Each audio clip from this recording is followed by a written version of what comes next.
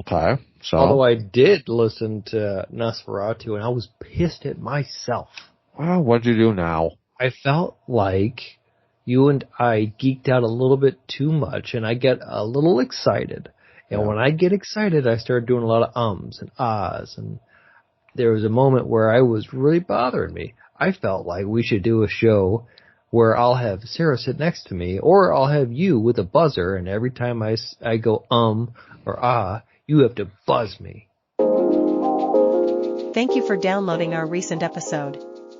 For more episodes like this, go to movieguyspodcast.podbean.com for more episodes. Enjoy the show. I am actually excited to talk about Wolfman because I am a Wolfman fanatic. Finally, we get a new idea of Wolfman. Eric, how the hell are you doing? I want you to go deeper in on that. You say you're a Wolfman fanatic. You're also an Aliens fanatic. You're also a Godzilla fanatic. You're also a Jason fanatic. You're also a vampire fanatic. Like, give me your history on Wolfman. I got introduced to Wolfman simply because of The Sandlot. Okay. Right? So, do you remember the story that I told you a long time ago where I saw Twister in theaters with my dad and the famous drive-in theater scene, right? Right. Where it's The Shining with the, here's Johnny, right? Yes. And I said to Dad, is that a real movie? And he took me, So I saw Sandlot, and then, of course, I saw Dad. And it was that scene when they were being chased by the dog at the end, the Beast, right? Yes. And goes to the small little theater, and it was the scene of this guy changing. He's sitting in the seat, That's right. Change, And I was like, oh. And then I got introduced to it again because of, geez, the sitcom show with the twins. Mary-Kate and Ashley Olsen. Yes. Full House. Full House, thank you. He was in Full House. They were watching it in Full House. So twice it got me interested, so I got into it, and ever since then I've been a fan. That was long and winded. I'm sorry. No, listen, that's fine, because I'm sorry. My introduction, I think, to the whole monster universe may have been, for Wolfman, the Monster Squad. Yeah, that would be a big one, right? Yeah, I'm quite sure that I think I caught that one on a late night special, HBO, or whatever TV, cable, I was going to say streaming. Right, well. I'm pretty sure I saw it on that, and digging deeper of what the monster universe is, because it's limited, right? It's what? Mummy, Invisible Man, Dracula, Frankenstein, Wolfman. It's Wolfman. Kind of the classics, well, right? Yeah, but you got Creature too. He's kind of like the B level. Yeah. Which they'll never make that movie I don't know why. They've been trying. That's in hell. Yeah. But this is in regards to a classic monster movie, right? It's almost people regard this as not necessarily the first type of monster movies that came on screen, but maybe the first famous ones that came on. Right. And, of course, this sparked a huge interest for me, right? This sparked me to see The Howling and American Werewolf in Paris and London, right? Silver Bullet, the list goes on. And I even was excited when Benicio del Toro was doing the remake in 2010 with Anthony Hopkins, and I was very disappointed in that. But I got hyped on this because this is officially a reboot. This is officially a remake of, the OG Wolfman, right? But it has some features of it, but they were going to do The Fly, kind of, right? Like they were gonna change it up. That's what the writer-director had said that was his big inspiration, right? This is Lee Whannell. Sticking true to our roots of butchering every name that we come up to. Who would have thought that the guy chained opposite of Robin Hood Men in Tights and Saw would become a decent horror director? He has written some modern day classics, right? At least when it comes to horror, right? I mean, you have him writing or co-writing with James Wan, I think, right? Saw, Dead Silence, Insidious, and all of the sequels that come with it, right? Right. And I don't think he redid the screenplay for The Invisible Man. Makes sense. Yeah. Because didn't he direct it? He did. He did. Oh, there's a story. Thank you for setting me up. But yes. Yeah. And I believe he's probably got some other projects in the future as well too. But The Invisible Man is not necessarily his I guess his go-to, or the one it's gonna be his one that's claimed to fame, right? I would think that James Wan took credit for all the other ones, and it seems like for The Invisible Man, he was inspired by a lot of the H.G. Wells original, and then really made it to this future modern remake of what we are seeing now. And I didn't mind Invisible Man. I thought it was actually pretty good. But what I saw in Invisible Man, I see a lot in this movie as far as camera work goes. Yes, and I have not talked about it on air since we reviewed it, but I retract my my terrible popcorn rating. It's a medium for Invisible Man. Oh? Yeah, I dogged on that movie. You were mad at me. I was just kind of pissed. I walked out of the theater pissed because I like Elizabeth Moss, right? But it was just the idea of, that the guy his suit was all cameras. It just was like, Yeah. Just I hated it. But watching it again for this review, kind of, with Wolfman, I'm like, okay, let me see, and it's not bad. It's not bad. So I will retract my statement, my review. So that's another reason why I was excited, was because this is Blumhouse. If you like the OG horror stuff, you know what I mean, then Blumhouse it's in your wheelhouse. No pun intended. You like to really intend and unintentionally include puns, and you declare it a lot. Yes, I do. I also say right a lot. You know what I mean? Right. But no, so I was excited. I didn't care what the fans were saying. I didn't care what the critics were saying. I like this blonde woman. I don't know her name, right? In Wolfman? From Ozark. Yeah. Yeah. She's Julia Garner. I liked her in Ozark. She was that show. So to have her in this... the Ozarks. What did I say? It's not like you said the Noah's Ark, but I know what you mean. Ozark, yes. Yes. Yeah. Yes. No. Anyway. So yes. She was that show. Yes. She also got popular with Inventing Anna, which was a series on Netflix. Never seen it, so I can't have an opinion on it. But I was excited for this, but this movie had production hell. Ryan Gosling was supposed to be the Wolfman. That's right. And he would have made an amazing Wolfman. Yeah, I think that would have been fun to see him take on this role, a very non-Gosling type role. Well, yeah, because that's the thing, is that he's so pretty now that I don't know if he could do this, right? But also I feel, since he is a very good actor, that he would do a lot more for this movie than what this movie actually is, And but he did not like Lee Wynell. He didn't want it. He wanted his own director. So Lee Wynell, thanks for writing us the script. You're out. Ryan Gosling's in. Yeah. I feel that also, if you have someone like Ryan Gosling doing this, it's too big of a name, I feel, where I feel like he's taking away from maybe what could be. Okay, so I don't want to look it up, but here's just your feeling, your opinion.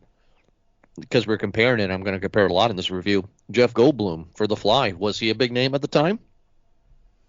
I think he was a recognizable enough of a name to take into it. Right? So Gosling could do this.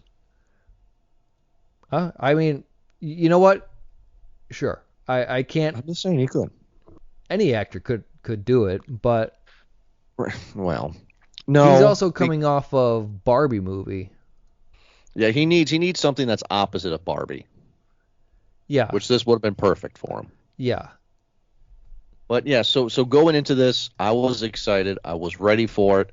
I didn't care of the negativity. I was ready to see what they're going to do simply because, like I said, this was Wolfman, a remake of the OG, but it was going to be kind of like The Fly. So I was ready. Oh. Well, yeah, now, the trailers even looked promising, right? It looked promising. I liked the idea until I think it was a year ago, maybe. But at a fandom event or Comic-Con, they had check out the Wolfman display. And I'm like, oh, that's without the CG. The Wolfman's not going to look like a caveman, is he? Oof, he does. Yeah, listen, I'm not going to be gracious for this movie. I feel like they missed a lot, so much in this movie, and I really think that the only saving grace with this movie was the wolf vision. The wolf vision's cool. I just, you know what? It's fine. Because I was going to complain to you and say this movie should not be called Wolfman, because this movie's not about a wolf. No, this movie should be called Dogman. No, this movie shouldn't be called that at all. This should just be called Hill Fever, because that's what they call it. Yeah, you're actually better at you know what I mean? With a point than I am. Yes, I would agree. It reminds me of like a Cabin in the Woods type of movie, or Cabin Fever type of movie. And I'm fine with that. I mean, here's the thing. So I don't know if I'm going to make sense to you or not. I'm glad that we have a new Wolfman. We're going to dive into it here. I'm okay with him not being a wolf either, right? I'm okay with that because one would argue Jeff Goldblum's The Fly doesn't look like a fly. Right. You know? So, but just give me a good story, right? So that's kind of where we're at with this. But this movie starts out in 1995, and a father and his son live alone in the Oregon woods. And the father is ex-military. Wife's dead. I don't know anything about the wife. Did they say? Nope, not at all. No. Okay. So I did look it up. I was tricking you. There is deleted stuff. And I guess she died of ALS. Is that it? Okay. I don't know what that even means. I've heard of that. Ice Bucket Challenge? What? Do you not remember the Ice Bucket Challenge? I know the Ice Bucket Challenge, but what is ALS? Do you know what it stands for? I can't pronounce the words. I can. Well, then never mind. Then I'm just saying. That's what she died of. Yeah. Amyotrophic lateral sclerosis. That's what she died of. Oh, Lou Gehrig's disease. Okay. Oh. Man, it's so terrible that never mind. I know that it affects motor skills. Like it's a very, it's a hard disease. It really is. Right.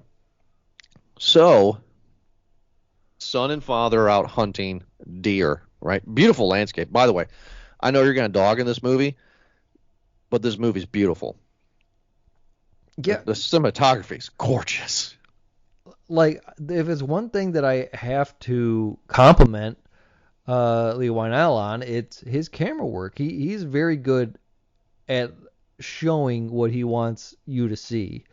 But again, and we'll obviously pick this apart, for character and for story, this just was not it. No, because father and son are hunting. And then son immediately, which I'm assuming this was going to be the end, right? Because why would you set it up in the beginning? But the son goes to pick up the mushrooms, and the dad's like, no, bad. Those are death caps, yeah. Yeah, don't eat that, you know. And then the son is looking through a scope trying to find a deer, and he sees this figure standing on two legs, right? Clearly that's a Wolfman. But so we missed it, right? So at the beginning of the movie, there was these title credits that said in 1995, a hiker went missing, blah, blah, blah, blah, blah. The people called that, this area of the woods, they call it Hill Fever. Yeah. So Face of the Wolf or something like that, right? Right. So now I'm just going to kind of jump into it here. do you think there's actually a wolf man? Or do you think this is just hill fever? It's the way that the movie played out. It doesn't seem like Wolfman because it doesn't play to the rules that we know a Wolfman plays to, right? Right. Number one being full moon. Silver bullet. Yeah, that's further, down, but Right. right. And going into those rules. So this clearly just seems like a disease, a contagious disease, and a fever, as you had said. I really think that that's all that this is. Hell, the Wolfman doesn't even look so much like a wolf. He looks just kind of like a hairless animal type of thing. If it's gonna be a Wolfman, put some fur on that guy. Well, see, okay, so you gotta freeze frame it though, right? Because later on, when our main guy becomes Wolfman, he's kind of skinless, right? Kind of like a hairless cat. Yes. But the beginning Wolfman, right? The one that was up on the hill, guts the deer or whatever. Yeah. But then you see like this blurb, like kind of like run across the screen when the kid was in the scope looking. Yeah. The back hind legs were all fur. Yeah, you know what? And I think that might be some detail that they could have shown a bit more with maybe the dad, who we find out is also a wolf. But that was stupid. Yeah, it's just kind of go please.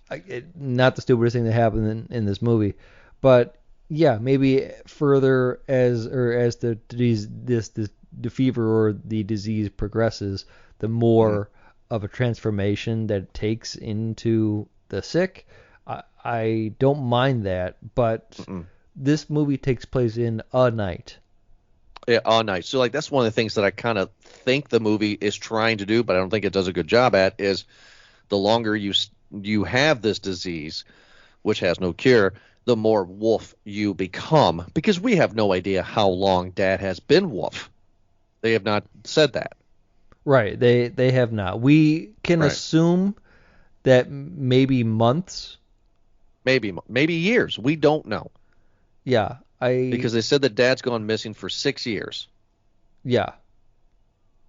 So, but we don't know that for a fact. But anyway, so we get this scary moment. It looks great. It's a very good opening, right? Father and son, don't eat the mushrooms. What's that thing over there? Oh my God.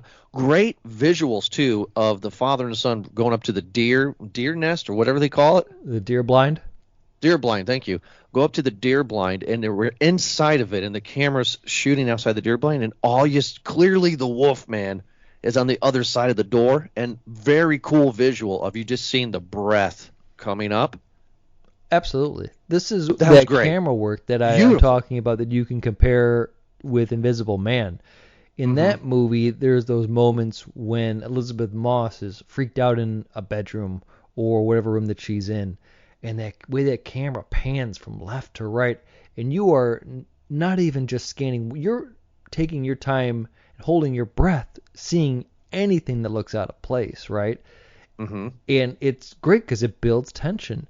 This movie, the way that it opens, when that kid is scoped and looking through it down scope, trying to find the deer or anything, and you get to see that first silhouette of the wolf man, but just the way that it moves, you're looking, you're waiting for it to happen. And again, I like those tension building moments. It's unfortunate that we don't really get any jump scares with all that, but that's okay though, because that's what makes it scary, right? Kind of like how Jaws was successful in the beginning. You're right. Invisible Man was the same way, where it didn't jump out and scare at you. It let you think that something was going to happen. It let you scare yourself. Right. No, I quite enjoyed it, and then I move on. But just to kind of geek out for one more second about it, I really think it's a cool visual to have them in the deer blind, and you don't see the wolf, but you see that breath, and it's just like, oh, that's cool. That's really, really cool. Great idea. I like that.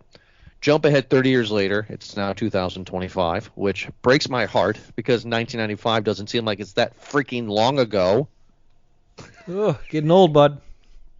I'm sorry if I said that loud. Was I a little loud there? I'm sorry. No, not at all.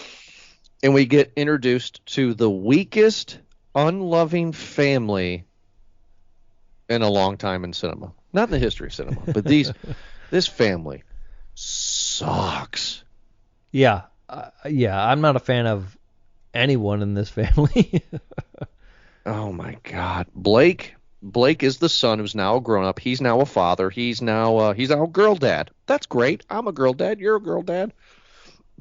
And he's a down and out writer, right? He's unemployed. I think his daughter's my daughter's age. I think she's 8, maybe 10. And his wife is this snooty, stuck up. I only care about my career, right? I mean, just an unflattering role for all of them. Yeah, she's a career woman. She's the breadwinner. She's wearing the pants, and he's just this guy who doesn't seem sure of himself and is typical, I guess.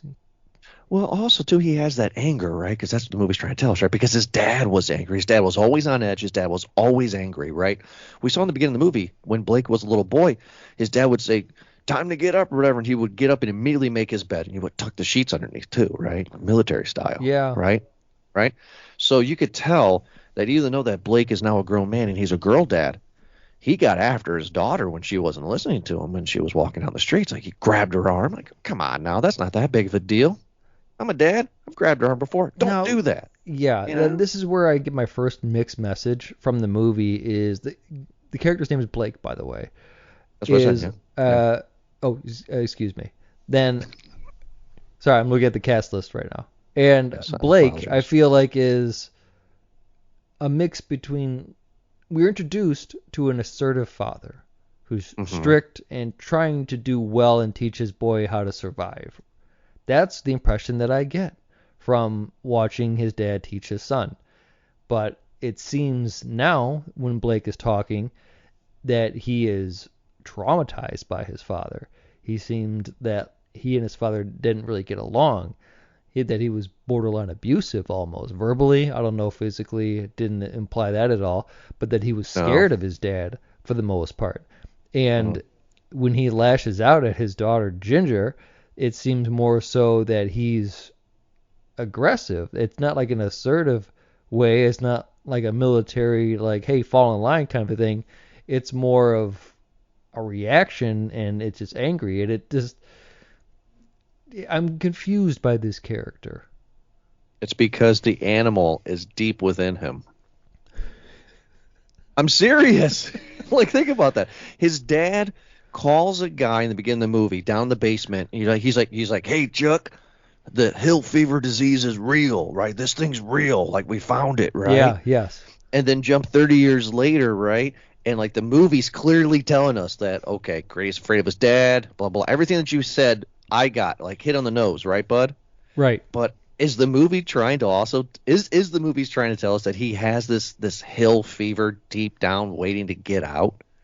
Right? No, I don't think so. Come on. No, I don't think so.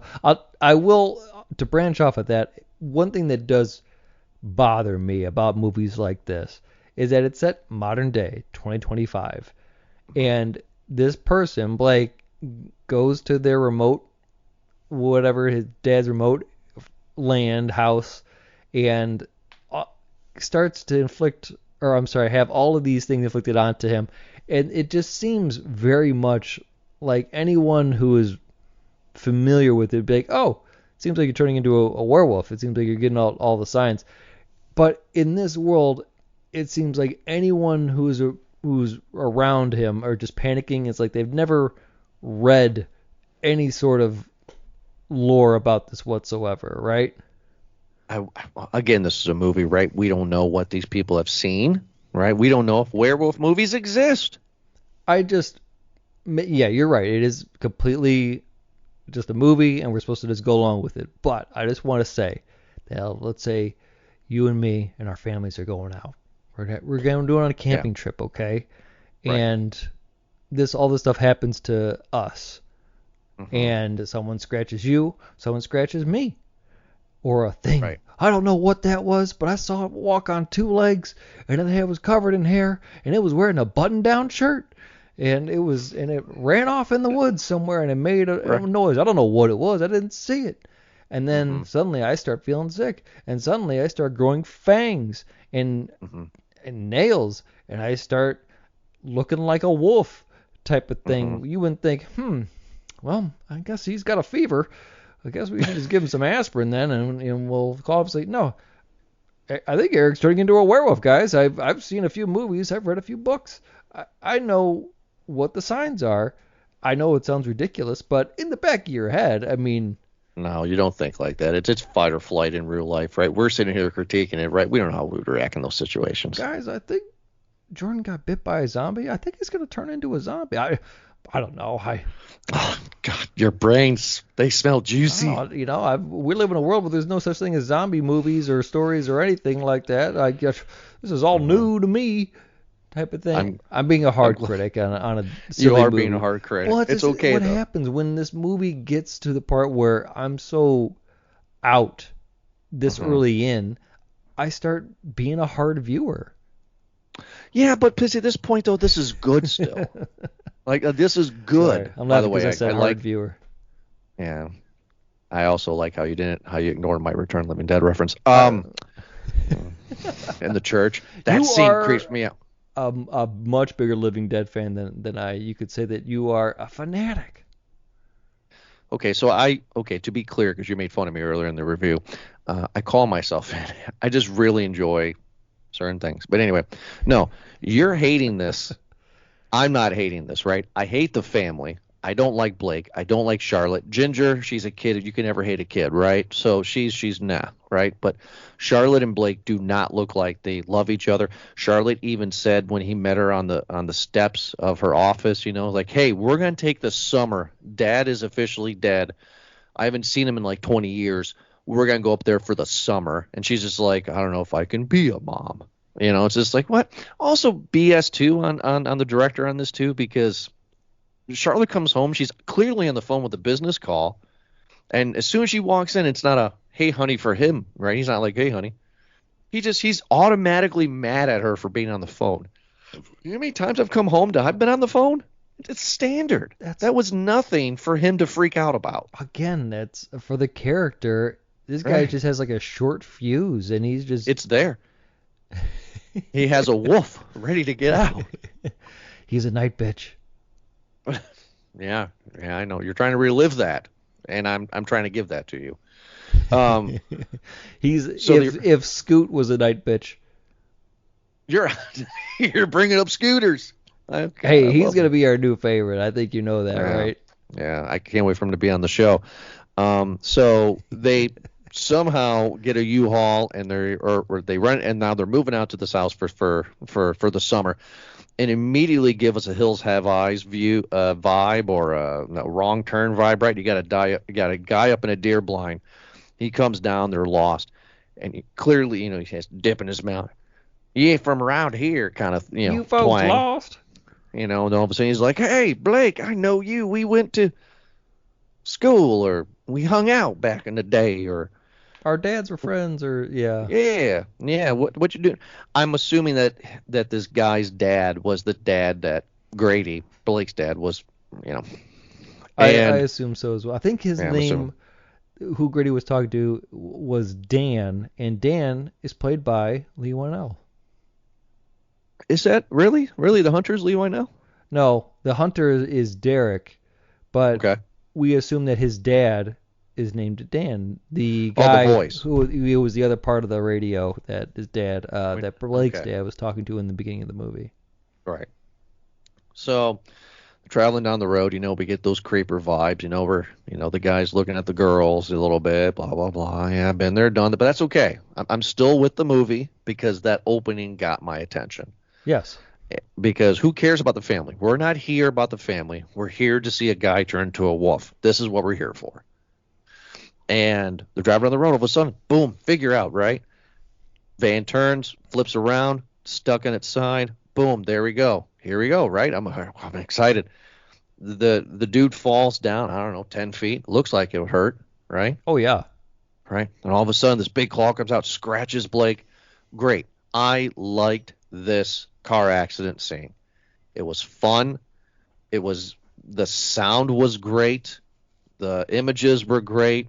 It was scary. It was creepy. I'm still on this roller coaster. I'm still liking this. Still liking it. Okay. Right? I'm literally enjoying it. It's a medium-large bag territory for me at this point in the movie. Okay. Because I like what it's doing. And I know that it's all in one night. And I know when they get to the house, it's going to turn into The Fly. And I'm excited. Like, okay, here we go. Like, this is not going to be a Wolfman movie. This is going to be a psychological piece. All right, here we go. Well, they get to the house, and immediately he boards up everything, starts to feel a little funny. And the first thing that he notices, doesn't he lose his he does not understand what they're saying, right? That's the first thing that happens. No, he eats some jerky in the basement because his tooth falls out. And then his tooth falls what happens first is his heightened senses, right? He knows the jerky because he could smell it. So he goes down the basement. What's that smell? And then the next is his hearing, right? He hears something upstairs, just really boom, boom, boom, boom, boom. What is that noise? He goes in the closet, and he can hear a spider in the closet. Big freaking spider. Yeah, a massive spider. He can hear each step that spider is taking, and loudly, right? Great scene, by the way. I actually really enjoy that, right? Because you don't know as the audience what's really going on yet, right? Because this is a different kind of wolf movie, right? So you don't know what's really going to happen. So the way that the sound was at, right, the foliage, right, is like you think that the Wolfman is on the roof. Oh yeah, absolutely. You know, it's just like, oh my god, and he looks, it's a gigantic spider. That's creepy enough, right? Also, weird on Blake to, like, you know, say, hey, what's that smell? My dad's 20-year-old jerky. Let's. I know jerky lasts a while, but still, you know, like, yeah. I mean, come on, all right. But then, but this stuff is getting good though, right? He starts to lose, you know, his teeth, right? He's not understanding what Charlotte and Ginger are saying, right? It's gibberish to him. I like that stuff. No, this part was interesting. It was good. Also, what's really good, I maybe a few scenes in between, but what I really liked, where I was like, okay, large bag, right, was when, like, Charlotte checks on his wound, and it's bad. It's like gangrene bad. Yeah. Right? Yeah. And he's cutting up. It's looking gross. Yeah, he's not wolfed out yet. And all of a sudden, like an animal, a dog, starts biting at it and gnawing at it and going to a corner, start tearing into his wound. I'm like, oh, this is great. Ugh. Oh, I loved that scene. That was great. Because I'm like, okay, great. This is what's going to happen, right? He's going to slowly turn, and we're going to get some messed up looking body horror stuff. Like, Okay. I'm waiting for that. And as soon as, remember when I told you off air, I was like, where are you at? And you told me where you were, and I was like, just wait. As soon as he gets done gnawing at his wound, boom, dude, that's a bomb drop, and the movie just flounders after that. Yeah. Yeah. Oh, God. There's a lot of mistakes that happen in this movie, and I am impressed that you made it that far, because mine experience was I had a lot of questions already. Well, do you have questions? I had hope, you know, because I'm just like, hey, because Eric, you've seen thousands of Wolfman movies, so have I, right? And really, for the most part, they haven't really changed the genre too much. No, and that's why I was really digging, just like you, the kind of the POV, the Blake's perspective on what the changing was. Okay, right. Okay, I like this a bit. I would have done some things differently, but for the most part, I like what's happening here. Let's play into that a bit more. I don't like how it happens so quickly, but I'm not a fan how when they first get to the house, they're scrambling there, and they had this moment where Blake and Charlotte are like, "What was that? Oh, I don't know," type of thing. It's like, you guys obviously just got chased by like some monster, right? Like it wasn't a bear. We all know that. Like, you know, oh, what was that type of thing? So you didn't use your eyes? Like, come on. Anyway, what bothers me too is that he gets in and then he turns on the power of the generator and stuff like that. My complaint is that they're in this house, his dad's place, And right. Instead of barring up the doors or kind of barricading everything, putting the cabinet or whatever in front of all these doors to help prevent it, why not go for the guns? Oh, that's right, because there are no guns in this house suddenly. Nowhere. Yeah. You're telling me this guy there's no guns anywhere? So I'm gonna go on top of the snowball that you have, and one of my complaints is in the beginning of the movie, the dad Grady is a little weird, kind of, right? He's just military, right? Yes. And then he says before the movie kicks in, he radios that guy and says hill fever's real, right? The monster's out there, right? Right. I am interpreting that throughout the remainder of Grady's life, he is just completely mad by killing this beast. I feel off camera, this guy is spending 20 years of his life freaking out trying to hunt down and kill this thing. Absolutely. So you would think that he would werewolf-proof his house. There would be booby traps everywhere, steel doors, steel traps, guns, you would think, because he's already crazy, hermit-y kind of, like Hermit, Yeah. You would think that and then Grady hasn't been in that house for 20 years, and Grady walks in and like, oh, there's a bear trap over there, or oh, there's a door here, what? I mean, oh yeah, okay, let's expand on that, because that would make it interesting. Where Blake doesn't know that his dad has this whole house wired.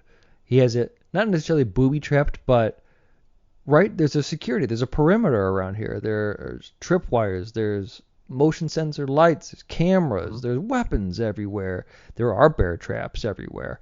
Mm-hmm. And he doesn't know that. Those all should come into play later on in the movie because of how they don't know it, which would be real cool to see, I think. Right. Yeah, I like that. That might be something a bit more. And then maybe having Charlotte and Ginger play to that as well too. Like when they're first running up to the house after the car accident. And maybe that's how they first see a trap or some sort of tripwire or an alarm, something, right? Mm-hmm. And then there's an emergency contact besides the radio, which seems kind of silly that there's not like a satellite. I don't know. But again, movie, I get it. This guy, Grady, is intentionally living off the grid. So I'll leave it to that. But you would think he would, since he's a hermit, you would think that he would werewolf-proof his house, right? Because the thing that bothers the living hell of this movie is that house is just a regular house, no security, right? The Wolfman could just run through a window or break down the door. So even if Grady, the dad, the OG dad, was hunting this thing, wouldn't this thing eventually get sick of him hunting him and follow him home and kill him in his sleep? Exactly. And even without the hunting, even just the motivation to get it on camera, I feel like would be enough as well too.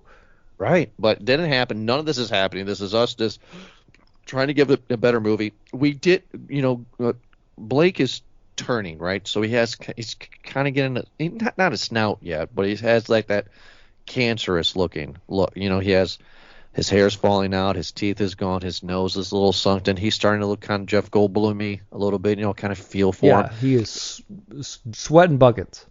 Oh, it looks terrible.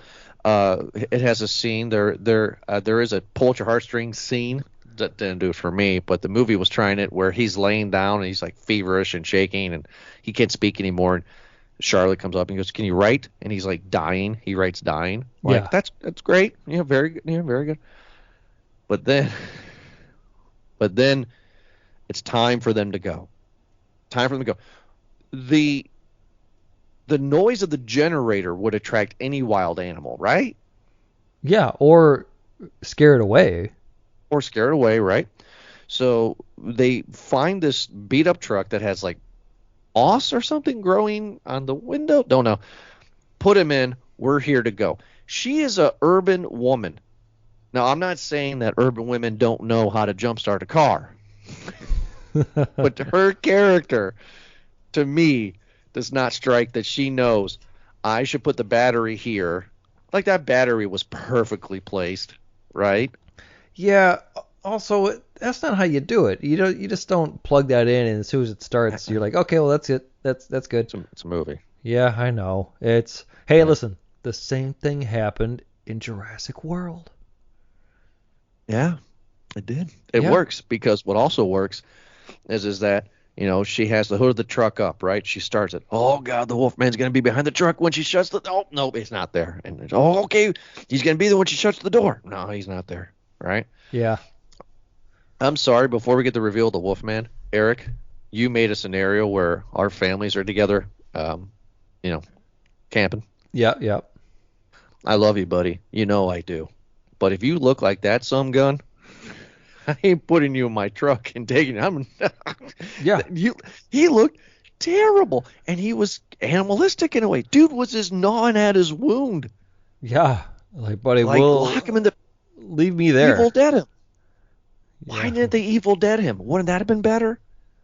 Yeah. Lock him in the basement. That would have been, I guess, a better move. At the same part, his eyes were starting to go over now as well, too. Right. He was completely lost it, incoherent. Yeah.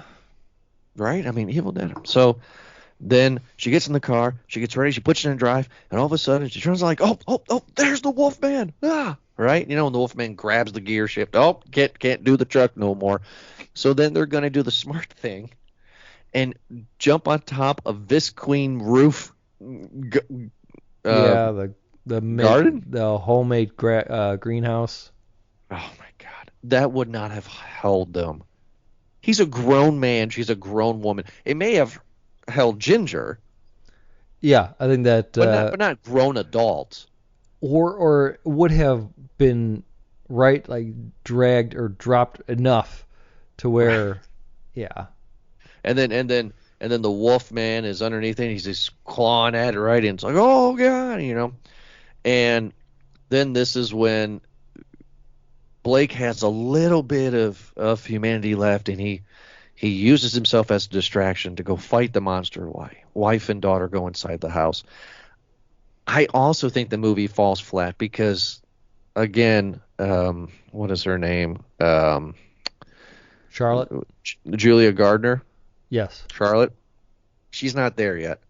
She's a good actress. I'm enjoying what she's in. I like her enough, but she's not ready to be, like the heroine yet, right? She's not.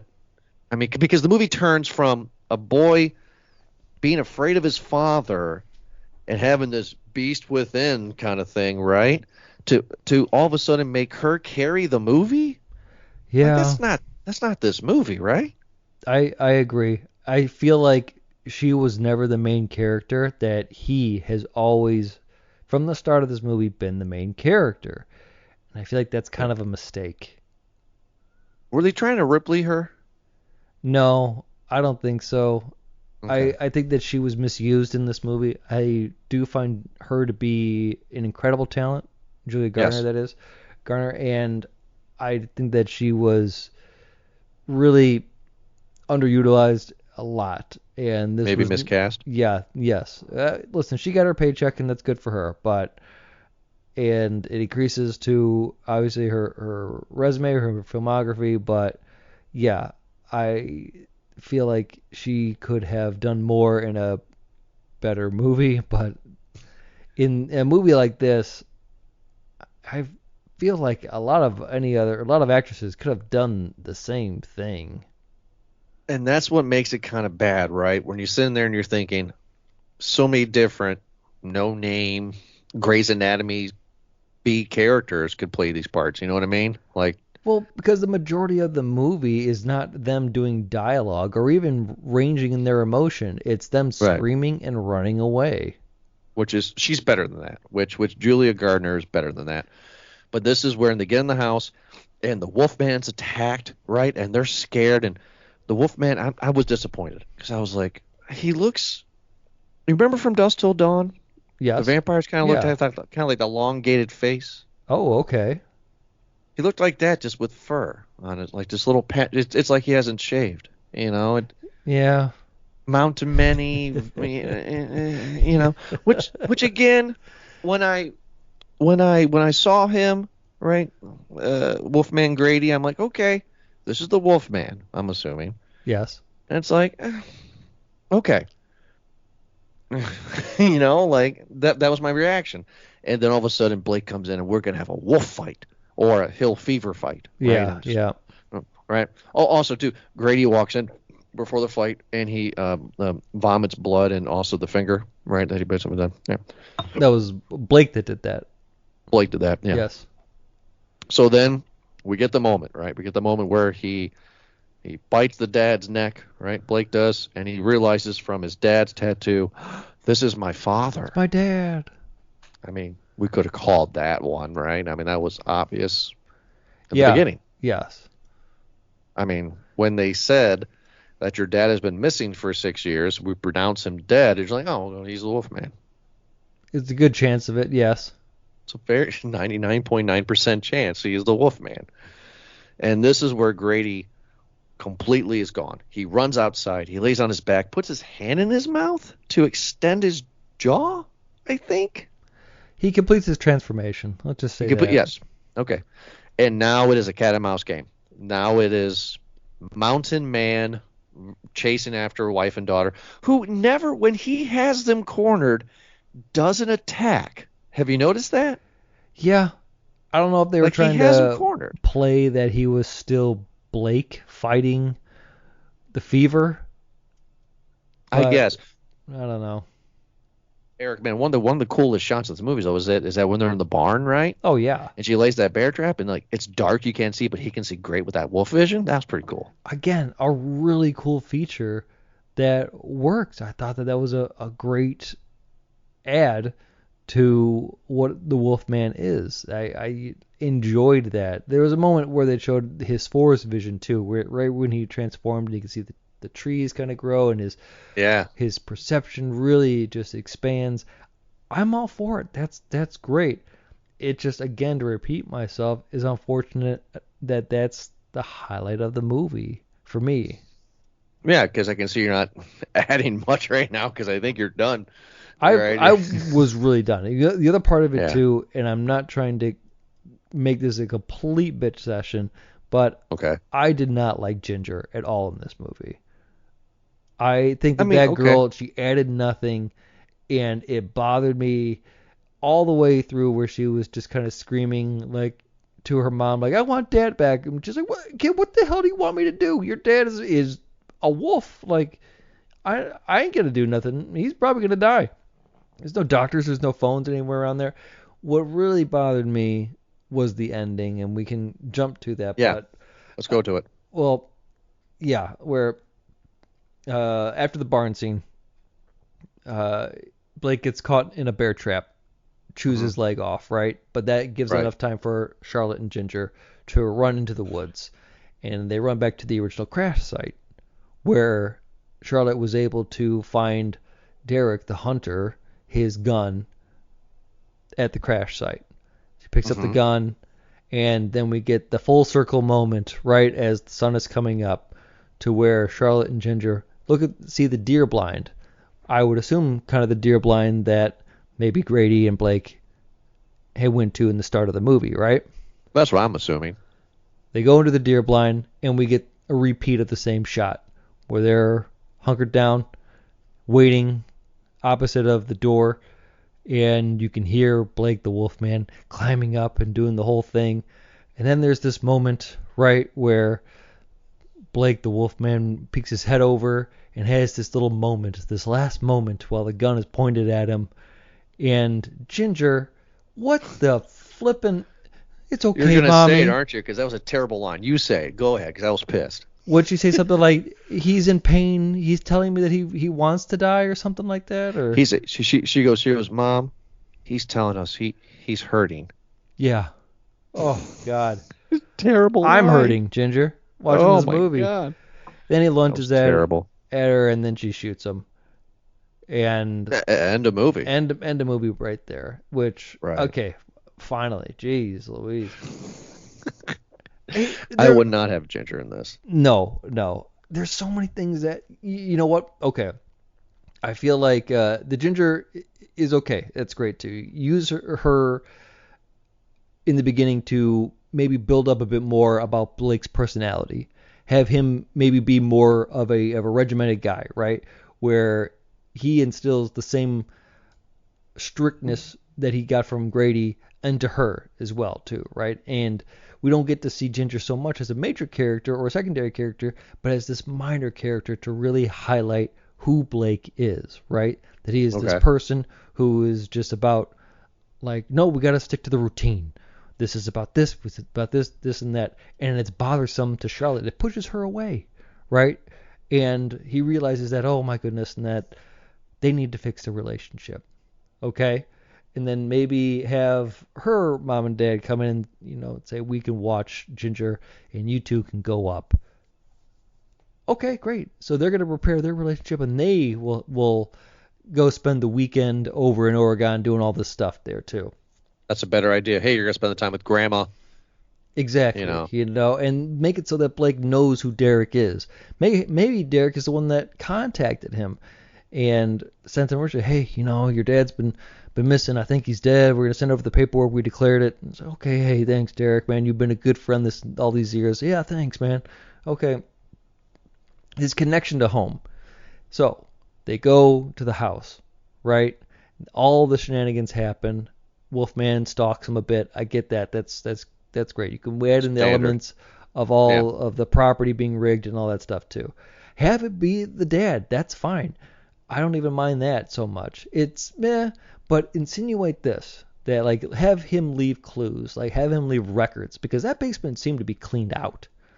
But have him leave some sort of records. I like the way your idea, where it's just like, no, he is obsessed. He's like, he saw the first Wolfman when he was a kid, and he's hell-bent on tracking this thing down. He's a hunter. He's got to find this thing. He's got to figure out the origins of it. So he's tracing it, tracking it back a bit more, right? And now here's the kicker, is that when we find out that Grady is the Wolfman, he obviously got it from somebody, right?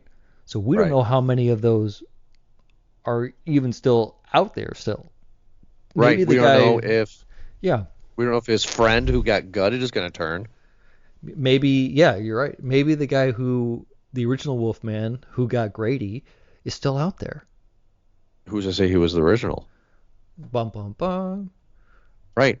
So many different ideas. They could have done that on the basement, right? They could have, like I brought People Dead a few times, right? Why not, like you said, go in the basement and have like just like Wolfman stuff everywhere, and like there's tapes or videotapes of his death, because it's 95, right? They didn't RCA stuff. Pictures, because he's a hunter. I'm not a hunter, but I know a lot of hunters have forest cams, right? Have motion sensor cameras that they have put around the property, so they know if that area is a hot area, right? Like, why not have that? Why not use that? I feel like for somebody like Lee Wynell, who does a lot of camera work and trickery, a missed opportunity there. You could have it to where you were looking at surveillance. Oh my God, is that where the car is? Or seeing all this stuff around the property, and you can use that, only seeing like the feet, only seeing like the light refracting in the eyes because he's got night vision. Underground tunnels, so he knows how to get out of the house when it goes in. Yeah, having it connect obviously to the pole barn or something. Right? So many different options to make this movie better. Yeah. And you could add a few more bodies in there too, having it be maybe one or two, having like Derek have another buddy, or he has a brother, or his dad is still alive, or the town sheriff comes up to the house. Hey, everybody, what's going on? Yeah, exactly. Or maybe they do eventually. Maybe they do get some sort of distress call out, right? Right. I'm saying, like, the sheriff pulls in. Yeah, exactly. Right at the end. What's going on? Oh my God! All the commotion, guys. This is the old Grady house. Nobody's lived here in 20 years. Oh, popcorn rating. I'm going to give this one a small. And I'm sad that I'm doing it, right? Because I was hyped about it. I was excited, like I established. We've already came up with some better ideas.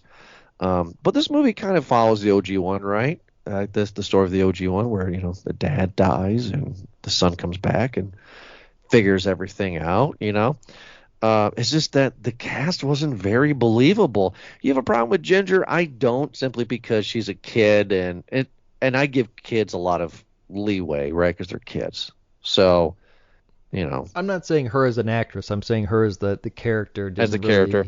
Need to be in this movie. Julia Gardner, I like her. I have always liked her since I've seen her in Ozark. Not Noah's Ark. Noah's Ark. And the guy who plays Blake, Benjamin, he's weak. I feel like Gosling would have made this more of a dramatic piece, which is kind of what I was looking for. I wanted the new Fly, and I didn't get it. So we've already established everything. I'm going to say it's a small. It's a little bit better than a no bag. But Eric, where do you stand on the Wolfman? I agree. I don't blame any of the actors in this movie. I blame completely just the story on this. Really, I do. Christopher Abbott, I think he's a great actor. I think Julia Gardner is a fantastic actress. Christopher Abbott was in Poor Things, by the way, too. So this is the second movie that he's done. Where was he in Poor Things? He was the husband, Alfie Blessington. So remember how the girl, what's her name? Emma Stone. Emma Stone, yeah. How her body was taken from the water and the brain was switched out and she became 2.0. The original body, the girl who killed herself, she was something Blessington, the original wife, basically. So he was the general at the end of the movie. Right? Right. Yeah. Anyway. So you and I have no problem with him. I have no problem with Julia. I think this movie could have done 10 different ways before what we got to see. I would have liked to see them expand a bit more on the fever, maybe going a bit more on to what the effects were of it, maybe more hair. He looked like the Wolfman had cancer, okay? Yeah, which is not a bad idea though. Looked like a mole person. Which is fine. I mean, they're doing something new. It's fine. Yeah, and there's the risk, right, is to do an old story new. Right. So, because sometimes it works, sometimes it doesn't. Mm-hmm. I would feel that doing a old story and making it modern is a risk itself, because you're going to be met with some backlash, like you and I are giving it. In that part, too, are you worried about Roger Eggers' movie, his adaptation of this? No, because his Wolfman's going to look even more stupid than this one, and we're going to love it. The other part of it in this is that we got the new excuse where cell phones are no longer used because I don't have service. Hey, that's the thing. In Oregon woods now, I'm sorry. Sure. I mean, that's not true anymore. They have SOS now on iPhones. I find it to be a cop-out of an excuse, a reason to be like that, where this person's so far off the grid. I get that, but it's too convenient, I think. But again, this is a movie. It's a Wolfman. We're here. We're getting here. I feel like we had to take a few jumps, a few very large jumps, to get to a lot of the plot in this movie. It's not what I wanted.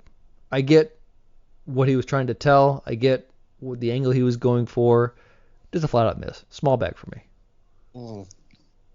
It definitely is a swing and a miss and a bit outside. 100% agree with you on that, right? And I'm not nervous about the new Wolfman coming out in a few years. It's going to be great. Unfortunately, I will end the show on this. Us knowing the monster universe, right? The old Universal monster. I thought this was in the same universe as Invisible Man, and it is confirmed it is not. This has nothing to do with Invisible Man. They're not planning on making Wolfman and Invisible Man together team-ups. It's not happening. He just so happened to make a Wolfman movie, and it's just like, yeah. I really wanted to see more camera play. Yeah. Here, I'll give you an example. what I really wanted to see in this, because we saw it so much in The Invisible Man, and I don't mind seeing it played again because we got to see it a few times, not a lot. But there was a scene in this movie where I believe it was Blake, and he was in the living room or in the house, and there was a wide angle shot where you got to see living room and kitchen almost. Or maybe it was Charlotte, but either way, it was wide angle. And I liked that because it was before all the crap was starting to happen. You're nervous about what to expect next. It's great. I would have liked to have a moment when Blake is turned into Wolfman, or when they're searching for Brady the Wolfman, and they are looking outside, and let's say those lights come on in like the barn, or by the car, headlights are still on or something like that, or the greenhouse lights, right? And you are playing to the environment. You have a wide angle shot of going onto the property, completely unknown. This is new, and it is dark. You don't know what's out there. You know something's out there, but you don't know where. Same with like The Invisible Man. You were looking, you were scanning every nook and cranny to find something moving, something out of place. Would have loved to have seen that. I feel like we saw this with Longlegs, with that movie, where there was a lot of shots where you're looking in the background. You're looking to see who's going to come through the door. You're looking for the reflection in the mirror. You're playing to that, and it just didn't have that element. Yeah, I would think that it's because of the production hell that it was in for a little bit. I think Lee Winehouse came in and was pissed, personally. I don't think he gave it his all like he did with The Invisible Man. You know, because he was doing it. Ryan Gosling came on, got him fired. They all quit. They brought him back. Just wanted to wrap it up. Just like, okay, like, everyone, right, we're here for 2 weeks. Let's get it going, and let's go home. I feel there was a better script at one point. I feel like this was started out as a labor of love. I think he watched the Jeff Goldblum fly, was like, oh, I'll make this Wolfman. And then just Hollywood happened, bud. Yeah. You know, and Weinstein came in and said, I'll make you a star. The more we talk about it, the more I have more ideas. I know, we shouldn't do that. So everybody, thank you so much, right? We got to end this with that, right? Yeah, because I could rant on about another idea that I have. Yeah, we should be in the writer's room. Everybody, thank you so much for downloading this most recent episode of Movie Guys Podcast. You can check us out on wherever you get your podcast from, or on movieguyspodcast.podbean.com. Thank you for joining us on this awesome Thursday. Eric, have a good night.